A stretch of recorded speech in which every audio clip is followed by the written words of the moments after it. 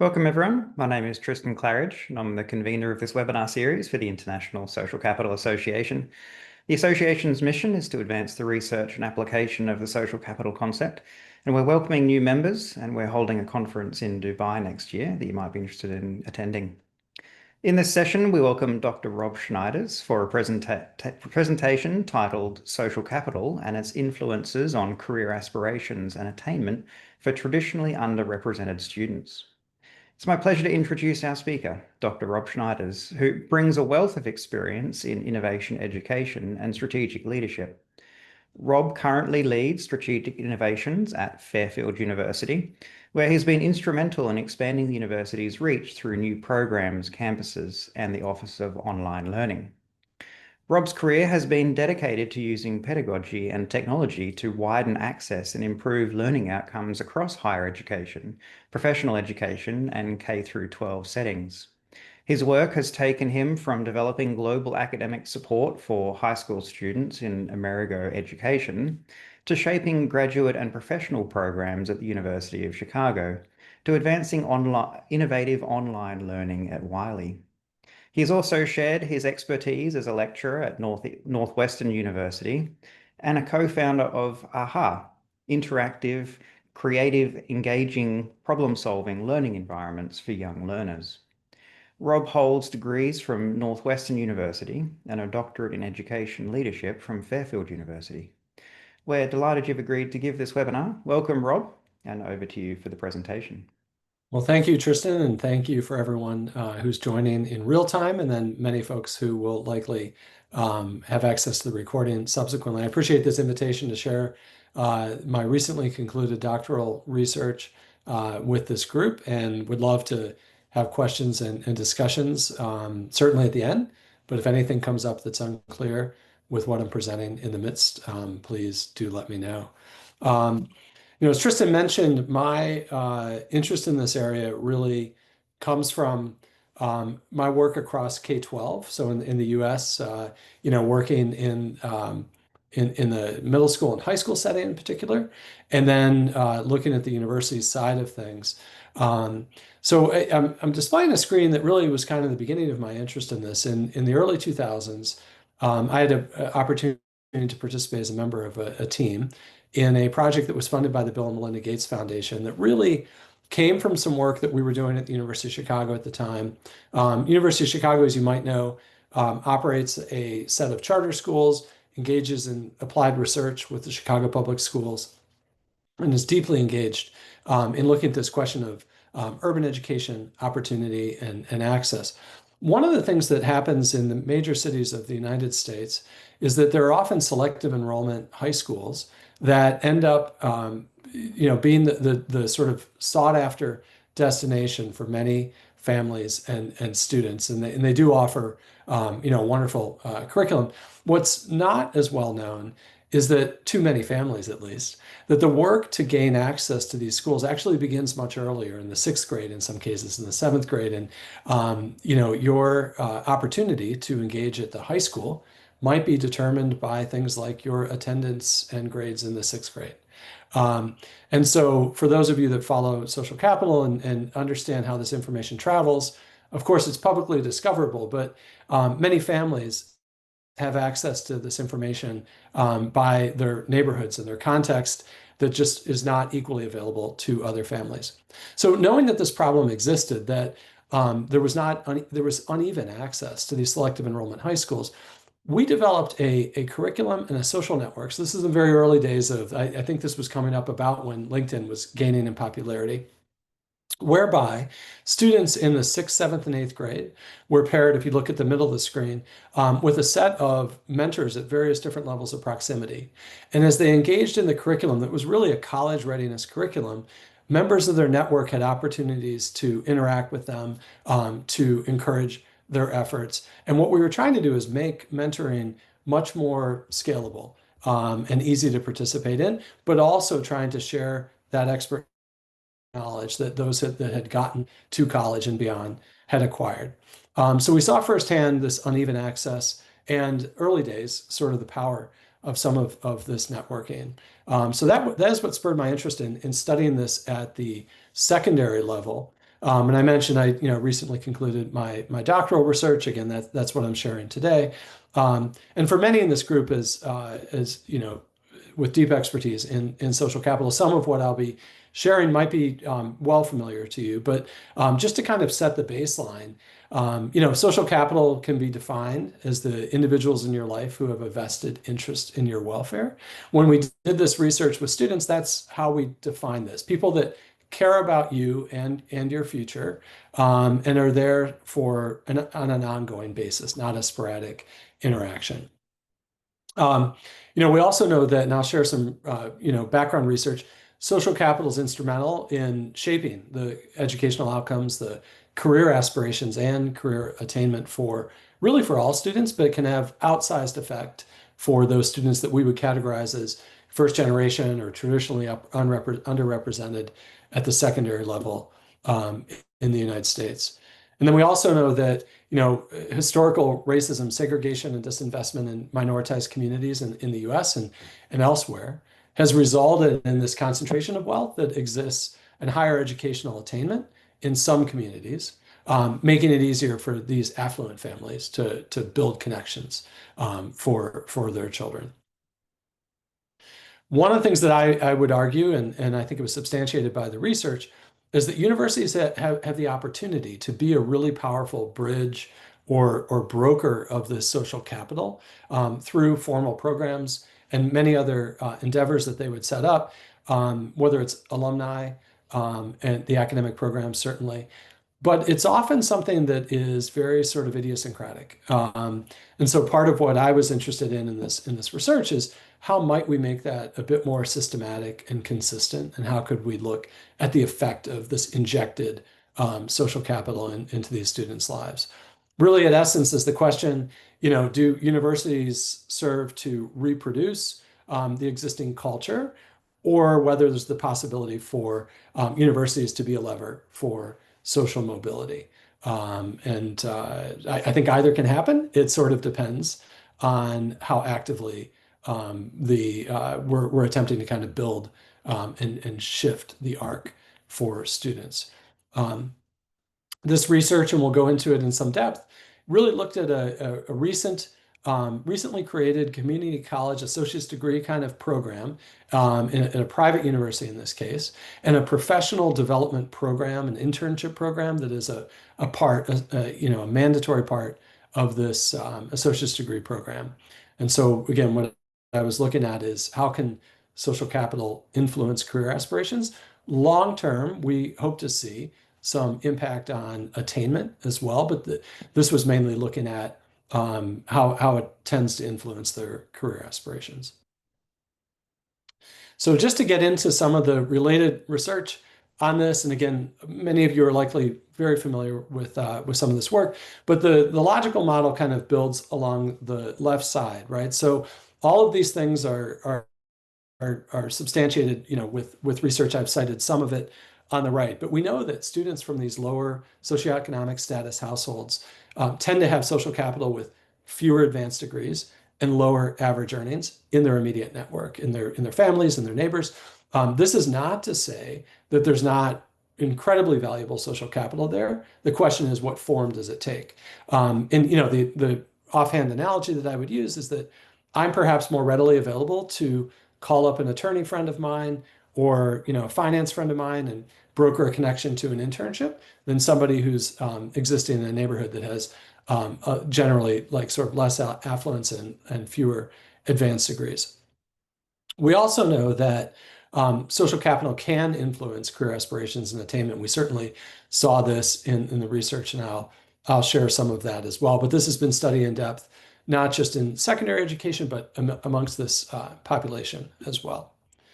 One of the interesting things, and again, we saw a confirmation of this in the research, is that social capital can also be, and how one thinks about it, can be developed.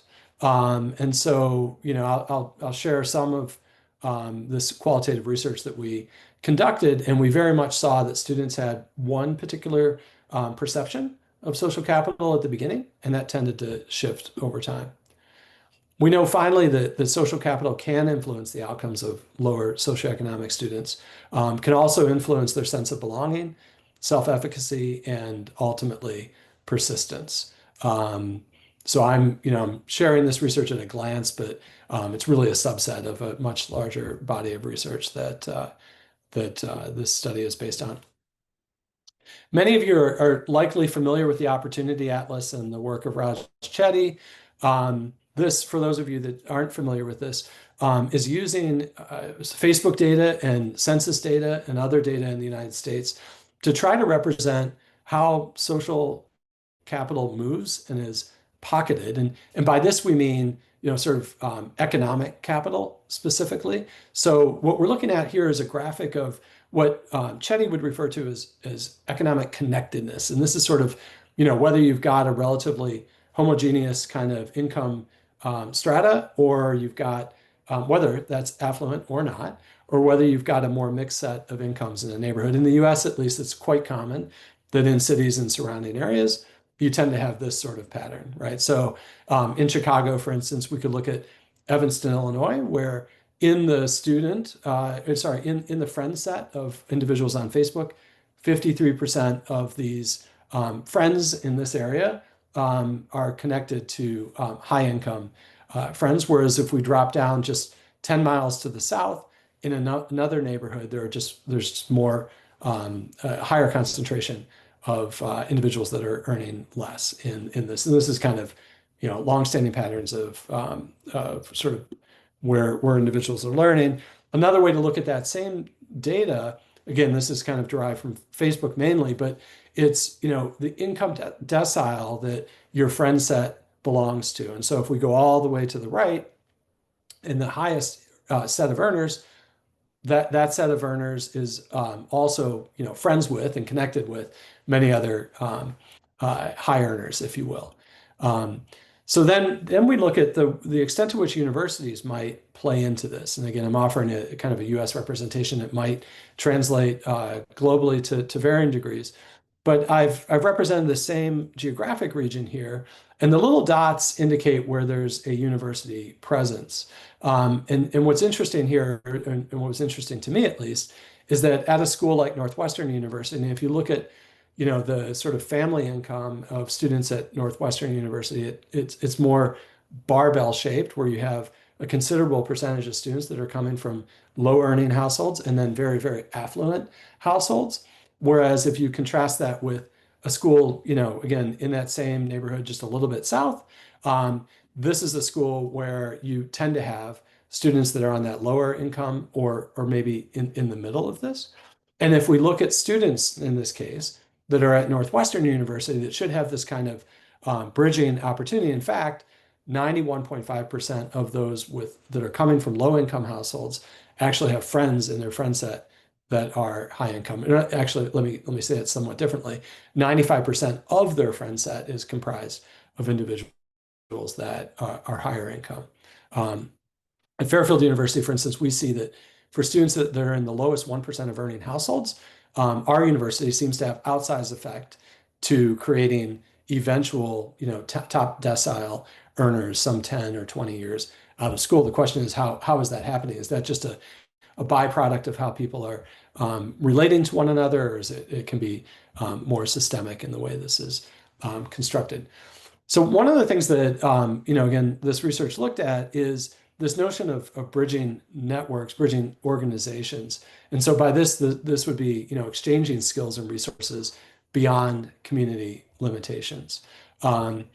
We think that, I've referred to the work of Bert and this idea of structural holes. And I will say I'm an educator and I'm an administrator. I'm not by day a lifelong social capital research. This is just an area of interest of mine. But this idea of social structural holes really fascinated me. The idea that again, by bridging individuals and networks, we could open up a whole new range of interactions and relationships for students. Again, I think this is a value that universities perhaps underexploit. And the question is, how could we do this more systemically, more consistently?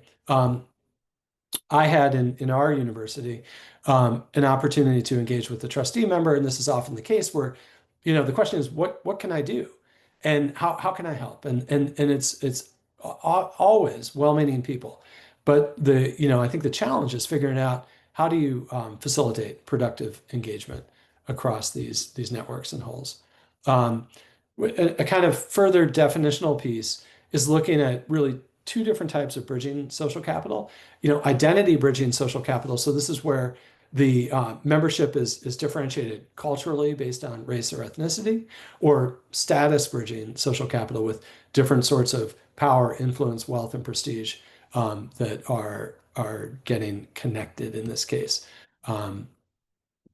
So I'll talk about the intervention. The program, again, in this that I studied in a 2-year associate's degree program is called LEAD, Leadership Excellence Advancement and Development. So this is a mandatory experience that students take in that first year and into the second summer, or sorry, the summer that is between the first and second year of their study that includes an internship. So I'll talk a little bit more about that. The timing of the research in this case, though, was really from February of 2024 to September of 2024. And what we did is we conducted a series of interviews with a set of students. And so we caught them at the beginning when they were just getting introduced to the program, in the middle of it, and then in the final case, after they had the opportunity to complete a summer internship. And so we really wanted to look at that shift and change that occurred for them, or not. The method that we used in this is 3 semi-structured interviews, that each of which was approximately 30 minutes in length. And students were asked to really identify individuals in their lives, really for that point in time, that had an influence. But I wanted to understand what is the nature of this influence. And so you look at some of the representations that we created, and the thought was perhaps they're influencing students in terms of the careers they're seeking. Maybe they're kind of providing encouragement, or maybe they're connecting, right? Maybe they're providing connections to experts or connections to employers. And so one individual could provide multiple forms of support at different levels of intensity. And that's what we wanted to understand, is sort of how is their network changing? Where are people coming into their lives, and what sort of influence are they having? Additionally, students were asked to, each time they were interviewed, rate on a priority of 1 to 5 their criteria in a future job. Now, students, these are all students that are in the U.S. These are Pell eligible students, so they're students that have high economic need. And again, they tend to come from these communities that have lower average affluence. It's not uncommon that students coming from this background, they want sort of a surefire, what they perceive to be a surefire career. It may or may not relate to their interests and passions, but for instance, a student might today in the US want to be a nurse or an accountant, or things that are perceived to be in demand and relatively high income potential. So it was kind of an interesting side question. What's more important to you? And they didn't have to rate amongst these categories, but just rate 1 to 5 on each of these categories. What matters to you? Salary potential, alignment to your interests, the purpose and benefit to society, and long-term skill development. And so I'll share how that moved as well. So specifically, we were asking students, or looking at rather, how might social capital influence their interest in particular careers, and then early stage attainment indicators, internships, and the like.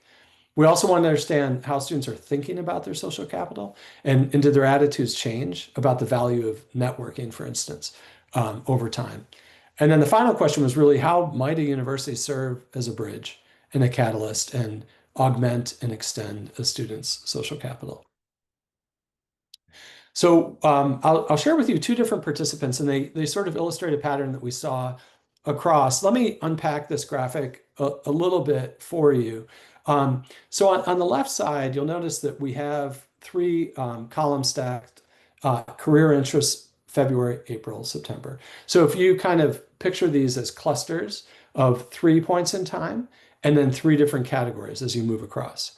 So for this student, and this was kind of a pattern that you might expect to see, and in fact, we saw this as a very common pattern, is that each of these layers, these colors, represent two different things. One is the number of people that are coming to bear in their life at that particular moment, and then also the height of the color stack indicates the intensity that the student feels about that. So if we look at the light blue color on the career interest February, that's one individual who's exerting a fair amount of inspiration around a career interest, right?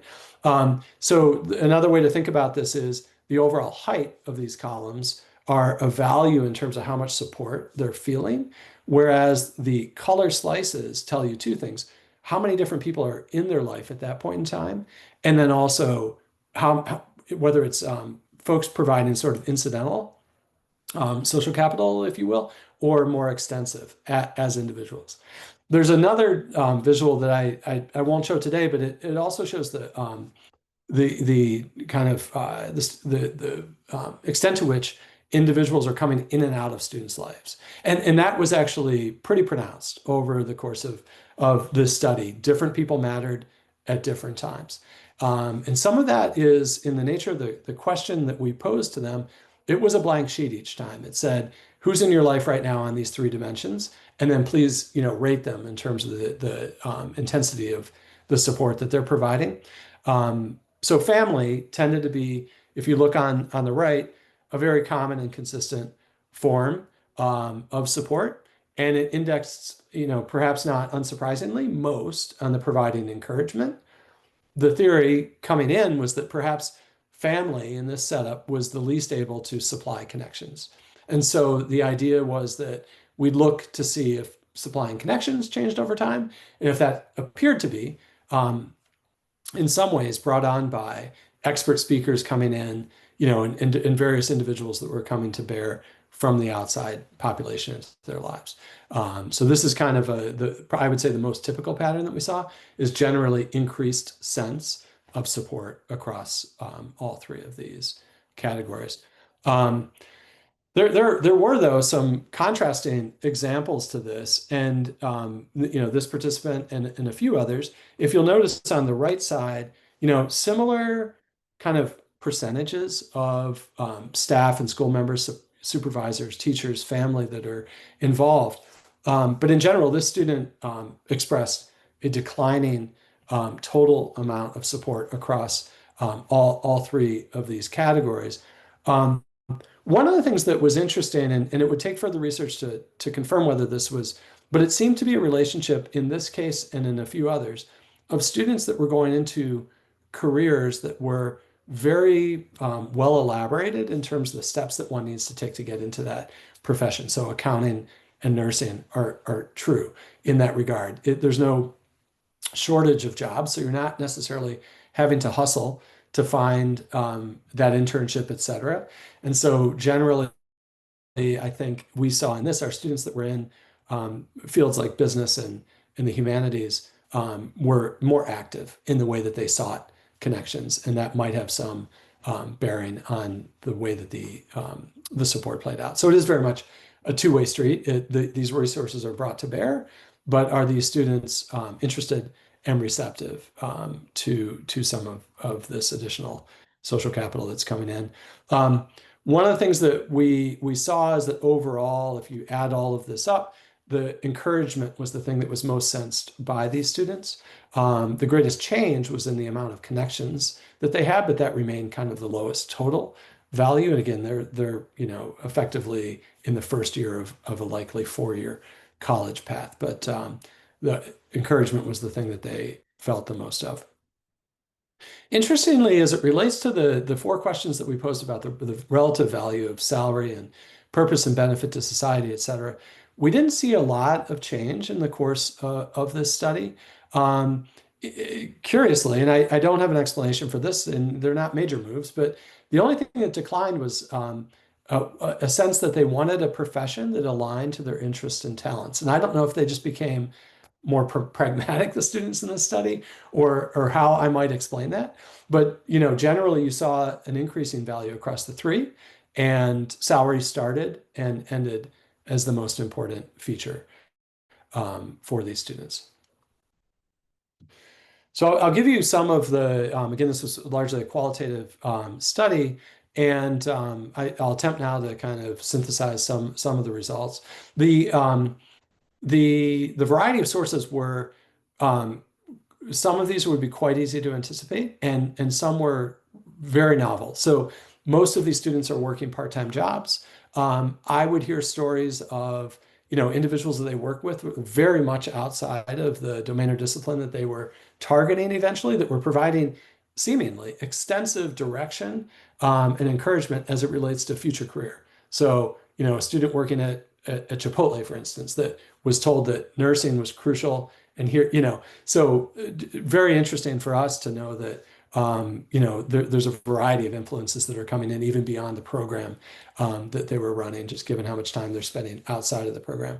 There was indeed a, relatively little kind of direct exposure to a range of careers. So I might think that I want to be an accountant, but I don't have anyone in my life today that is an accountant. Now, over the course of the LEAD project, they got to meet other accountants. And I may talk about this in this slide, I may not, but one thing that was interesting is some of these students experienced considerable volatility in their ideas based on a one-off interaction that they had or somebody who was taking an interest in their life. And sometimes these remained, and sometimes of these were they would revert back to the original plan. So, I'm in a nursing program, but all of a sudden I want to be an accountant. But that was directly triggered by an interaction with, in this case, like a corporate speaker who came in. The idea about I think one of the most striking things was when I would explain the concept of social capital and networking and the value of this, most students I was talking to initially thought that was some sort of exploitive kind of relationship, and they didn't feel like it was something that they really wanted to engage in. And I think they might not have had a history of those being productive and mutual, but it definitely shifted over time. So there was increased interest, and we've seen this in some other research, increased interest in networking, increased value placed in that, and an increased sense that it's a reciprocal relationship, which I think was really interesting. Sorry, that's more so the attitudes about social networking. So some of the things this program has an internship that is paid, that is available to any student that wants it. Students still do need to interview, but and they are taking coursework in the summer in this program. So when we looked at the implications for a university that's trying to run a similar kind of program, some of the lessons learned for other universities in this, as it relates to internships, even those that are helpfully facilitated and paid, students did fear leaving their part-time employment, even though there was a paid opportunity in an internship, and it's the jobs of the sort they have were readily available. I think going into this, I might have thought that they would be ready to sort of forego their current part-time job and pick another one up. But there was a little bit more attachment to those than I might have expected. Even though these were available to every student, just the uncertainty and the effort required to apply an interview. I don't think the implication here is that, okay, they shouldn't apply an interview, but they definitely, that was a barrier for some students. I think that, perceived lack of clarity regarding what they would be doing and expectations, and competing demands in their life definitely came to play in terms of the number of students that took the internship experience on. I think, as we kind of wind down through the presentation, I'd love to have questions. What we definitely saw is that a program of this sort can have, through injecting outside expertise and leading students through a very deliberate kind of program of study, can have an influence on one's choice of major and the associated roles with that. Definitely, as I mentioned, saw a change in attitude about networking.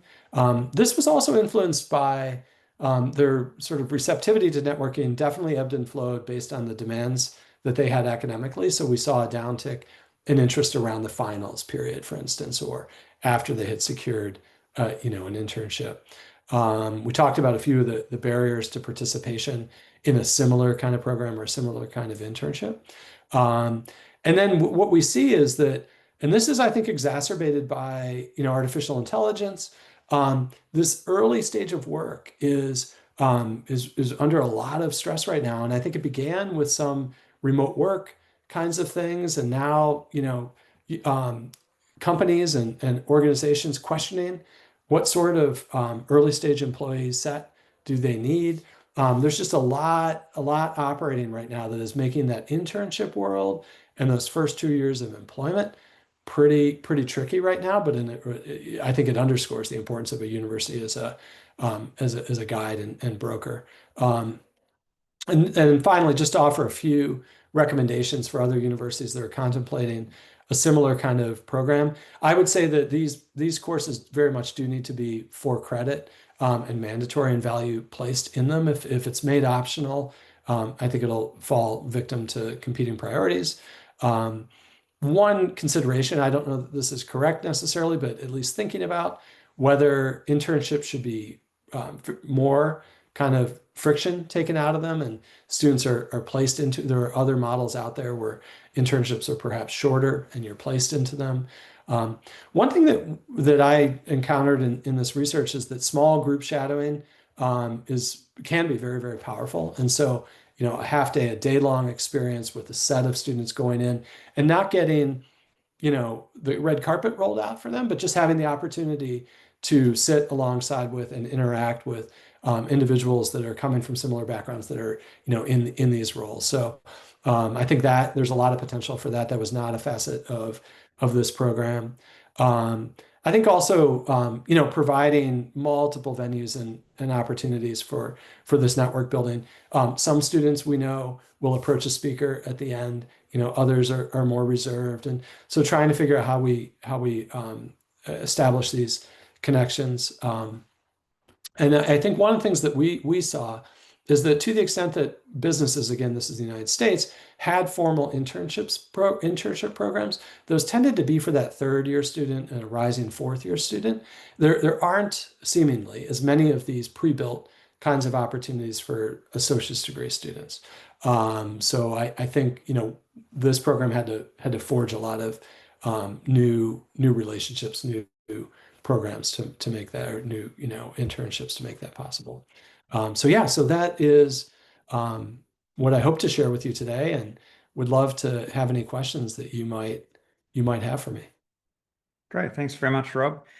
So we'll have some questions and answers now and some discussion. So feel free to either raise your hand, which you'll find under the React button within Zoom, or alternatively, you can post in the chat.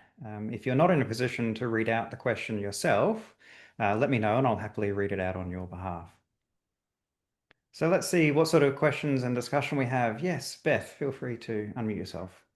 I'm assuming you're not at liberty to share which community college you worked with, or are you? I am not, but Okay, if there's interest in connecting with them offline, I could probably make that possible. But yeah. great. I run a program for first year community college students from across the US, Pell eligible students, and we have a sort of an injection summer residential program at Chautauqua Institution. And Oh, our focus is on building their social capital. And then we yeah. support them in their transfer process. But one thing that I just, in terms of this structural bridge, right, that I dream about is scaling our program or being a model potentially for community colleges that have lifelong learning institutes.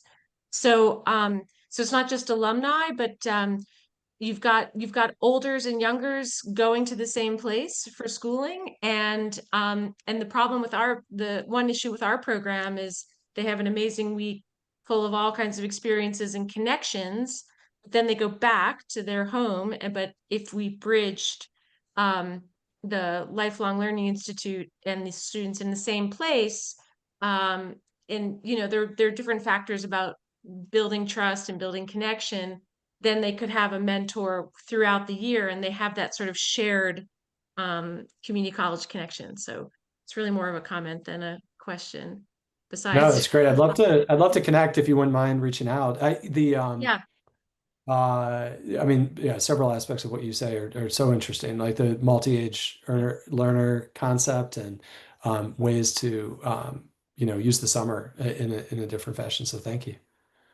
sure. Right. Let's go to Jacinta next. Thanks, Rob. My name's Jacinta. As Tristan said, I'm from Monash University in Melbourne, in Australia. I'm part of the social work department. So, what interested me in what you're doing, we do a lot of work with young people who, in fact, don't have a lot of connections in social work.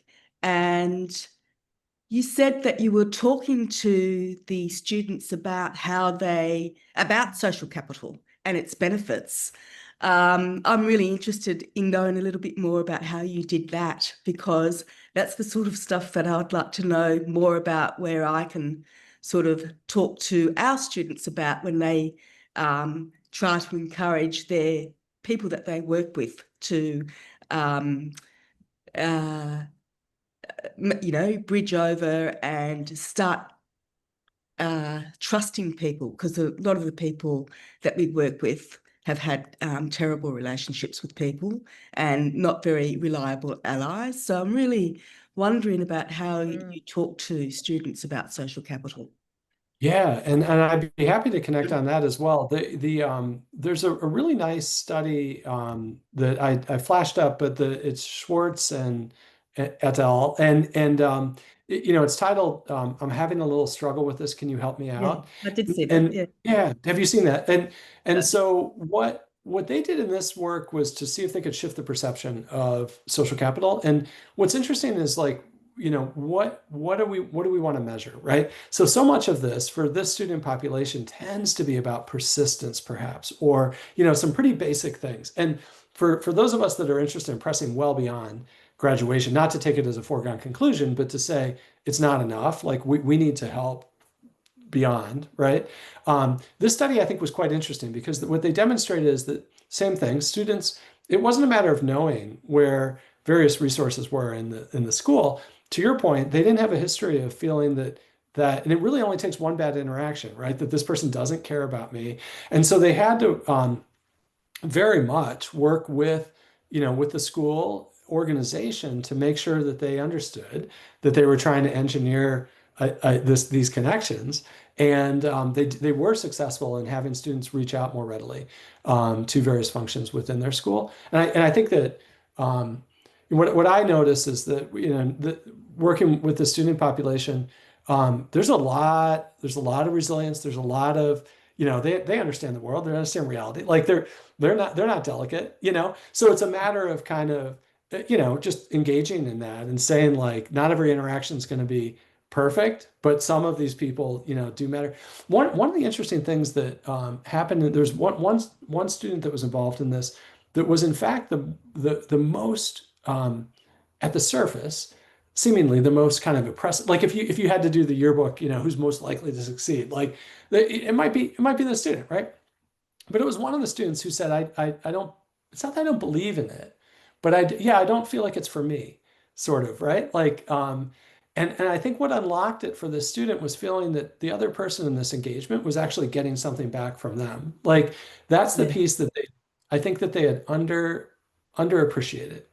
And yeah, so you just hope that they have some positive interactions and then they can kind of build a So they're habit. helping them to see their reciprocity in that relationship, and that they also have something to give as well. We have a lot to offer. Yeah. Yeah. And, because I think without that, it's a little bit of like, I think I can do this on my own. I might not need that other person, but once it becomes about, a genuine exchange and reciprocity, that there seemed to be more interest in it. Yeah. Thank you.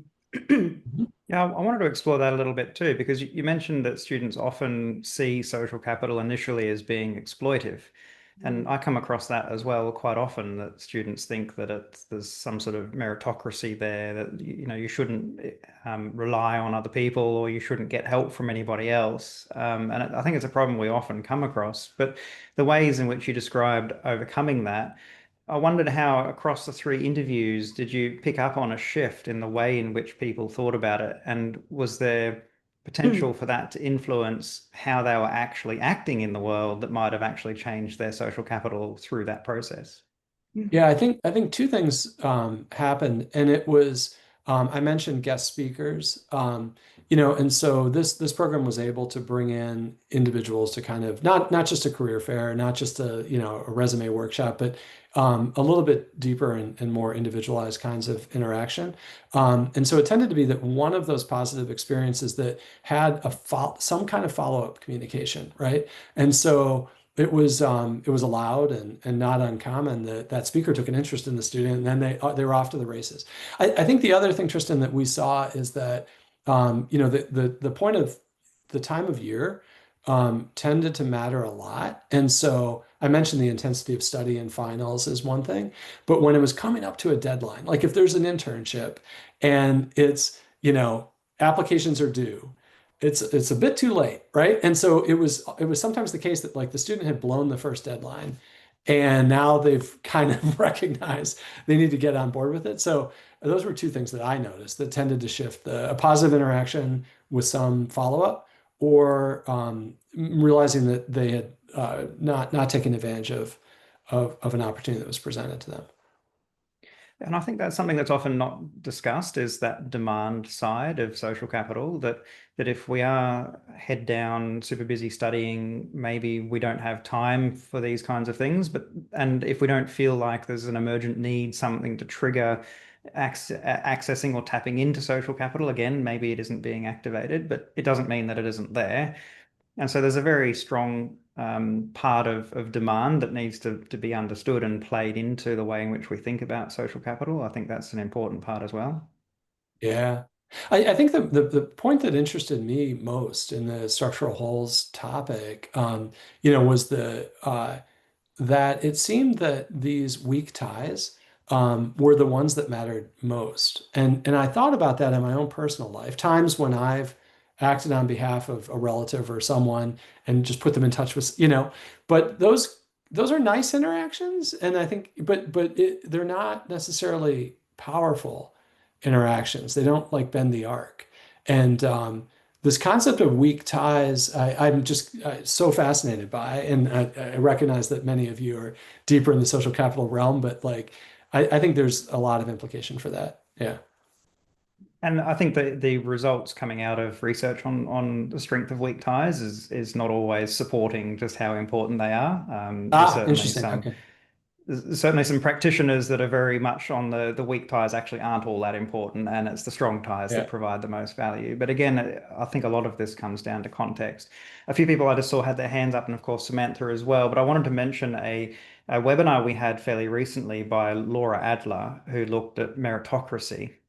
And I think that taps into this idea that some people think that social capital is exploitive or it's unfair. And I think she did a great job of exploring that topic. So I know Samantha has her hand up, or has had for a little while, but perhaps it's maybe a different topic. I think Beth maybe and Sandra wanted to comment on what we're talking about right now. If that's the case, should we go to either Beth or Beth first, how about, and then Sandra, and then we'll come to Samantha.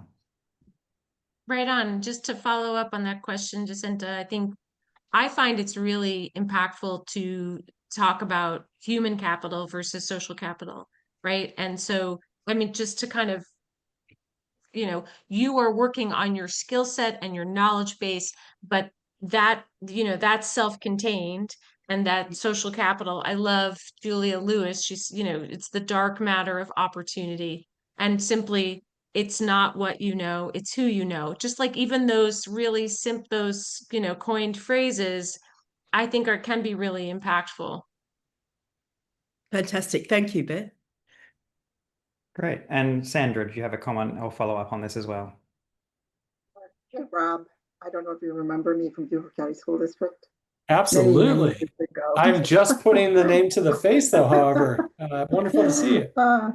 Thank you. And you. That's why I signed up for this webinar, and I'm working on my doctorate, and social capital is one of my independent variables. My focus is on high schools, though. So while you were talking about the LEAD program, had you thought about its implications to high school graduating seniors? I'm involved in a charter school as well, and with the career readiness emphasis,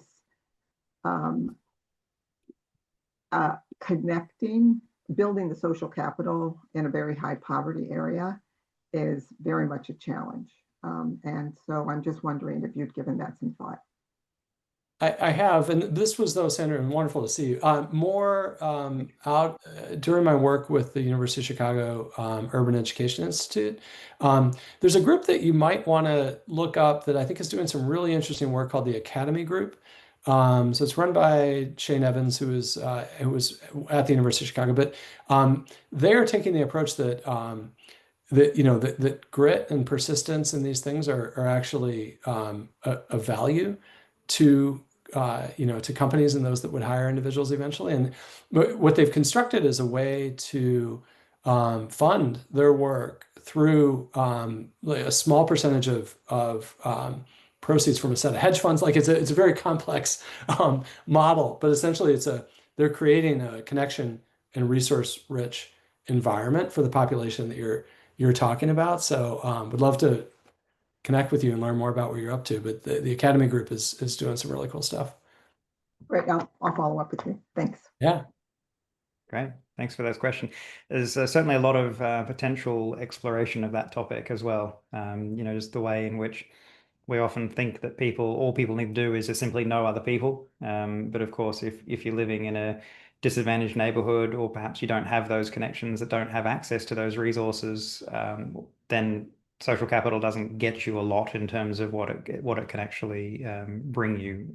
So it has value, but maybe not as much value as it does in other contexts. I had to speak to that, Tristan. I had an interaction with a student unrelated to this study, but it was a college age student who had a really exciting internship opportunity, and they received a request from this potential internship host, and they asked, like, how should I respond to this? So even some of the social conventions around texting and literally the student said to me, well, I said, write it back. You know what to do. And they said, I don't want to appear thirsty.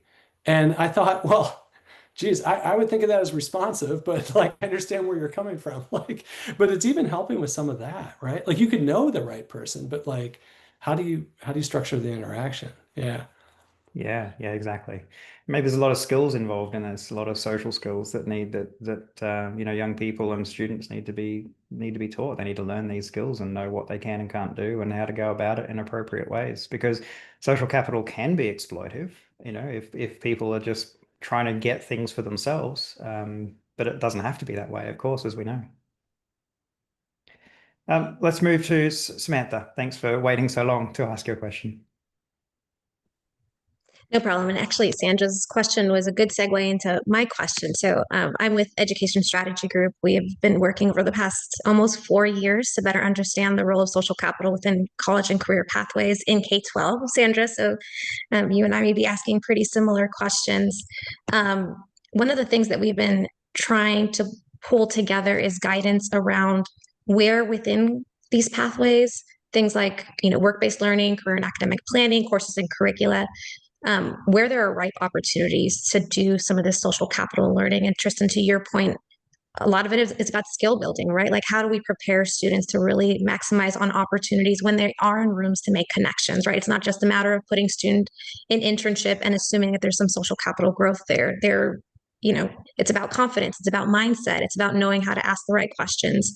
So I'm curious about, and I know that I've been thinking about this within K-12, but we've also been thinking about partnerships with post-secondary and how you facilitate warm handoffs. What are the opportunities to partner K-12 and post-secondary to facilitate the transition? I know things like bridge programs that you're speaking to, things like dual enrollment courses offer an opportunity for students who are taking college level courses to build a sense of belonging on a college campus, to get to know faculty members early on. So just wondering any ideas you have from the post-secondary perspective around how K-12 leaders might be thinking about this. Yeah, I would offer two things, Samantha. One, and this is kind of related to this experience, but some of the work that I've been doing at Fairfield, I think that having intentional relationships with feeder kinds of, whether it's schools or programs, is enormously important, right? We have all these kind of artificial handoff points, and it's often then that that it breaks down and students kind of. So I think that that's something we've been thinking about, is how do we invest downstream and kind of have that not be such a sharp handoff for the student. I think the other thing too, though, and others would maybe agree or disagree, but the one of the things I noticed in this research was the extent to which the sort of extracurricular, but I don't mean sports, like the sort of community involvement kinds of activities that students had been doing, stayed with them. Like it was those individuals, like when I showed those colored charts, the people that were from it's kind of like various kinds of opportunity building programs, like in these, have been working with these students for years, were the ones that stuck disproportionately.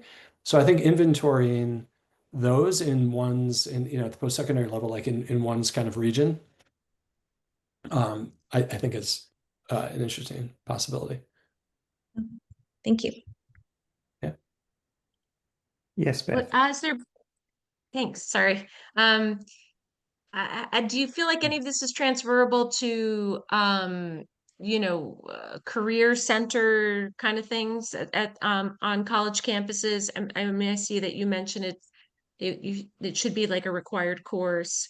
I'm curious if any of the curriculum could become part of career center, coaching. I know some 4-year schools require that you start a relationship with a career counselor from your first year. So it seems like, yeah. Any discussion I mean, about that is a feature of this program, is like making sure that they're engaging early and often with some of those supports. Yeah. Yeah, I think I mean, this is a hot topic. It seems like there's a really important role for social capital, I guess, literacy or understanding in education in general, and perhaps starting quite early, perhaps starting in K through 12. And I think there's calls for that to be included at a really structural level, like understanding the importance of community and like some of the really fundamental things that you described, Rob. Like people often think it's about what I can get for myself without realizing the benefits that the other person receives. Like even in one act, like the opportunity to help somebody actually is really rewarding for somebody in many cases. That's something where they get a return immediately, even if they're not getting something materially beneficial to them, they feel good. And just understanding that there is a give and a take there, and that social capital can be incredibly constructive for individuals, but also for whole groups and communities as well. One of the things that surprised me, Tristan, along those lines that relates to what Beth was saying, is that I don't have the precise statistic, but it's approximately a third of all students receive their first job through some kind of direct interaction that a faculty member makes. I even as someone who spent a fair amount of time in post-secondary, like that surprised me. That was higher than I thought, like in a great way. So I think, and why might that student, sort of accidentally end up building a relationship with a faculty member? Well, there could be all kinds of reasons, but it might even be struggling in a course and going to office hours. And so, helping people understand like that. And the other thing that I encountered, and I've read some stuff about this subsequently, is that, we've gotten through this whole conversation with only saying AI once, but like for the second time, a lot of hiring managers are saying that AI is applying to AI right now, right? And there's this sense that they can't separate the wheat from the chaff anymore, right? And there's a potential that career moves become more personal network based, not less. Maybe, I don't know, but I'm interested to see that. Yeah, and I posted a link in the chat to the meritocracy webinar that we hosted some time ago. It's on our community platform, but access is free if you want to access that. And it touches on some of those same kinds of issues that, like, as we move towards AI and perhaps automated reviews of applications and so forth, like, does the relationships become more or less important as part of that process? And I think it's a fascinating question to see where that's going to go. Sandra. The question that popped into my head was that an observation that social capital, and I'm just learning to skim, and I'm trying to dive into the deep end of the pool on all of this, is somewhat monodirectional, kind of in the way that this is an inference that your study looked at it. And one of the questions I have in my mind around career pathways and social capital linked to career readiness and employability is, what does a bidirectional model look like? What is the responsibility that industry has in this paradigm of employability? And I don't have an answer to that yet. It's kind of a subset of questions I'm asking in my dissertation. But I wondered if you thought about the other side of the equation on those, that the reciprocity, to complete the circle. Is that? I mean, I think many companies, and sadly, perhaps this is like not increasing in importance in the U.S. at least right now. But there are a lot of companies that do care about this and invest in this for the right reasons. I think there's also a set of companies that understand like healthcare systems, for instance, like they need students. They need practitioners in general, but they really need individuals that are able to transit in communities that they can be really effective in. So like there's some selfish reasons and I think some altruistic reasons why some of them are involved. Some of you might be familiar with the Cristo Rey network. If you're not, it's kind of an interesting one to look into about like just how you can create that sort of expectation for a set of companies in a good way about bringing that next generation up. Yeah.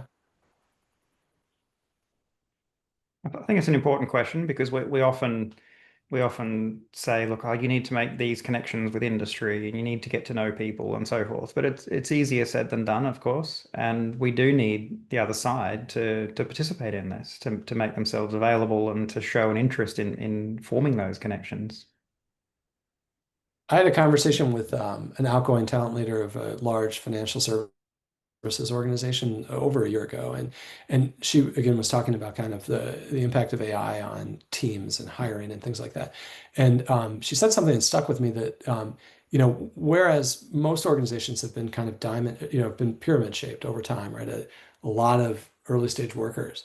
Every organization is going to move to a diamond shaped, and so.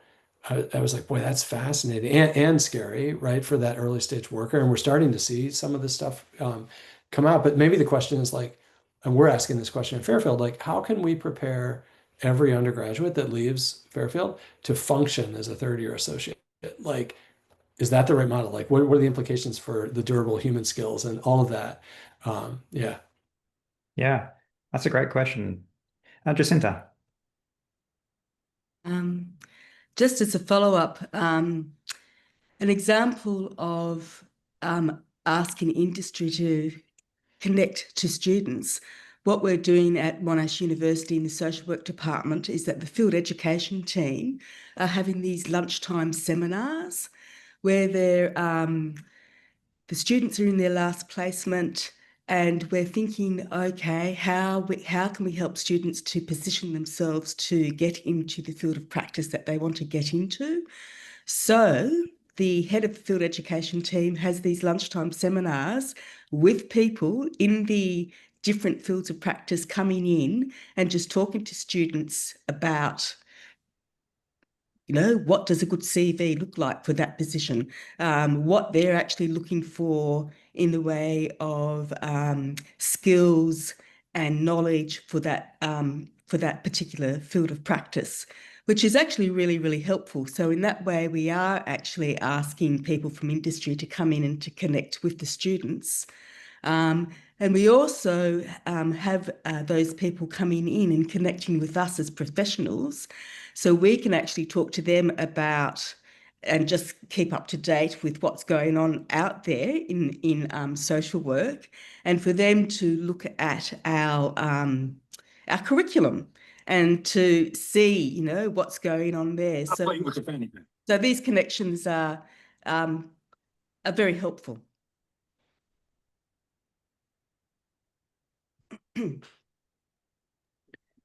Yeah, I think certainly it's are. also, sorry. Go ahead, Beth.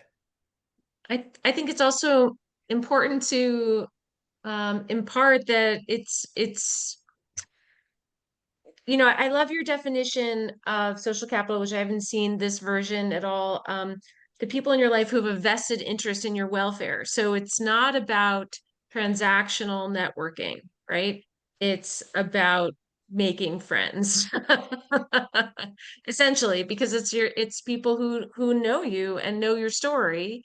And so we actually coach our students on you know, an elevator pitch, which we don't actually ask them to use, but if they do that exercise of what they want to do and why, so that they can easily communicate it to people, that makes their interaction more rich and compelling. So yeah, so it's that, right, getting it out of that what feels like a manipulative realm. And I think part of it, why this has become so relevant, is because we become so siloed as individuals. You know, we've reached this height of individualism, and we need to come back, right, to this is what David Brooks has been saying, you know, to a more communal society that supports each other and lifts each other up. Thank you. Yeah, we need to reconnect with the importance of being social and having social relationships. Exactly.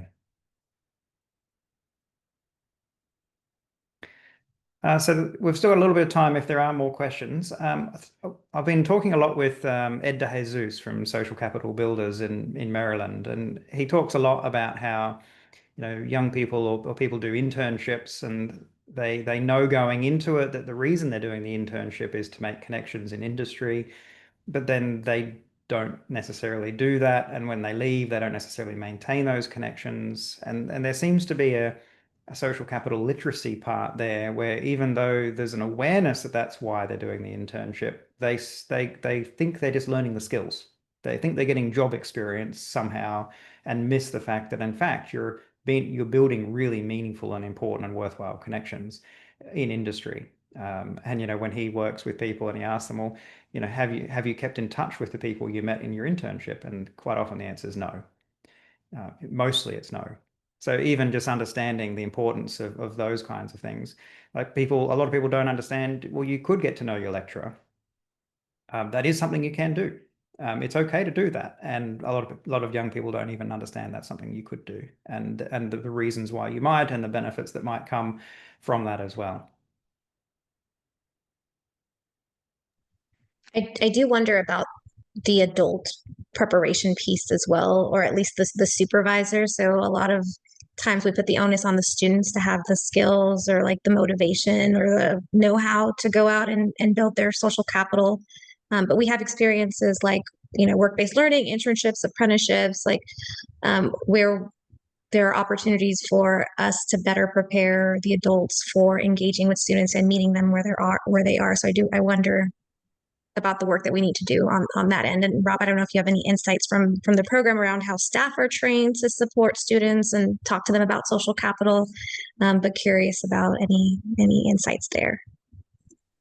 Yeah, I would say that from what I observed, because I didn't directly study the staff to the same degree, but I didn't find certainly the vocabulary around social capital being utilized, or even human capital, which I like that framing. You know, it was it was a little bit more pragmatic, and maybe this is part to Tristan's point about like part of the problem is that, you know, we're setting this up as a necessary first thing that you must do, kind of, and I also wonder about the follow-up question, because I think all of us, well, I just saw Sandra for the first time in like a long while, like have people in our lives that we've worked with that we know we could call upon, but like we just know that we're fortunate, right? Like we've had those occasions. I don't know help a student understand that it's not about like frequency, it's not like you're going to send them a monthly email, but I mean, maybe sharing part of that 6 to 16 program that we built was also trying to counter some impressions that students had about just how linear career paths tend to be. And so we interviewed 50 individuals that were in that 30 to 40 year range. And we actually kind of reverse engineered their life to show what they looked like as a 12-year-old, as a 14-year-old, like what their interests were and all of that. And it was pretty neat to watch, students like scrubbing that timeline and just getting to know people that they actually would never probably interact with. They were canned in that way, but just kind of going at some of the misconceptions about who's in these jobs and like how did they get there and all of that. Because the individuals in this set of 50 would tell the story about just how it was some one-off circumstance that led them to that first big break kind of thing. Yeah. Yeah. That's the key part of what Social Capital Builders does in their program is they encourage young people to actually explore the people they do know and think about those, I guess, weak ties, but all of the people who are in their life who they probably never really think about, and then therefore encourage them to maintain those connections and those relationships, and of course also access them as well for benefit and opportunity, and vice versa. So I often talk about the difference between being social capital passive, which I guess we all do. We all have social capital, but we're not necessarily thinking about it. But being social capital active. And I think to your point, Beth and Sandra, I think we've all been talking about how there's a role here for the young people, but there's also a role here for industry and for leaders and program managers as well to be social capital active in the way that we structure our interactions with other people in the work that we do as well. And when we are more active, then we can be more purposeful, more deliberate, more careful, to foster, to invest, to create those relationships, and to also to access them and use them as well when the time comes. Like so often we have an emergent need, something where we could really benefit from somebody in our life, but we don't reach out to them. Maybe because we don't want to, there's some sort of barrier there, or we forget that these people even exist and they would be probably very happy and want to help us. So we can be much more active, I think is the point there.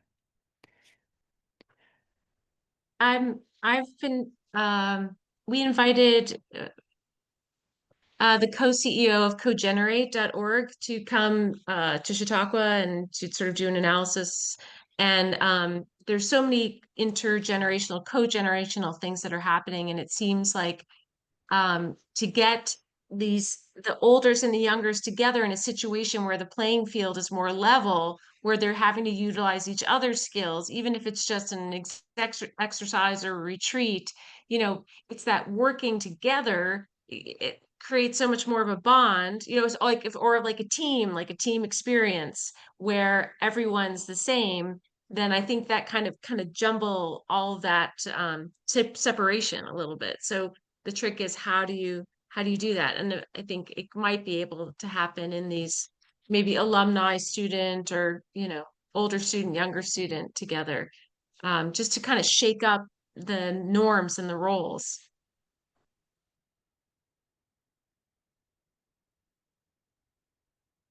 Yeah, for sure. So any other questions or comments you'd like to make? We've kept Rob on the hook for a long time here with our questions and ongoing discussion. Feels like there's so much we could talk about. Yeah. Appreciate it. Well, if anything occurs, please, follow up. Love to talk about your work. Great. Well, let's wrap up the session. I've posted a link in the chat to our conference website. We're holding a big conference in Dubai next year on social capital. So we're holding a specific stream on social capital in mobility, which is going to touch on many of these themes. So if you're working in this space and you want to either submit an abstract submission closes in about 2 weeks, so you've still got time. Or if you'd like to come along and hear from some of the really prominent speakers in this space, including Professor Raj Chetty, who's going to be giving one of the keynotes in Dubai. So thanks, Rob, very much for taking the time and effort to give us this webinar. We really appreciate it. It's been really great. I appreciate that, and I just happy to reach out. I mean, LinkedIn, I suppose, is the best way, but however you want to reach me, I'm findable at Fairfield. Yeah. Great. LinkedIn is a great way to connect. If everyone wants to look each other up on LinkedIn, that'd be great. So we'll stop the recording in just a minute. Next week, our webinar series continues. We've got a presentation by Alexandra David, who's going to be looking at understanding the nuances of disconnection in migrant entrepreneurs within entrepreneurial ecosystems. So a little bit of a different focus, but continuing our interesting webinar series as we move towards our conference next year. Thanks, everyone. I'll stop the recording there. Feel free to stay online for a few minutes if you want to have some informal interaction. Otherwise, look forward to seeing you next time.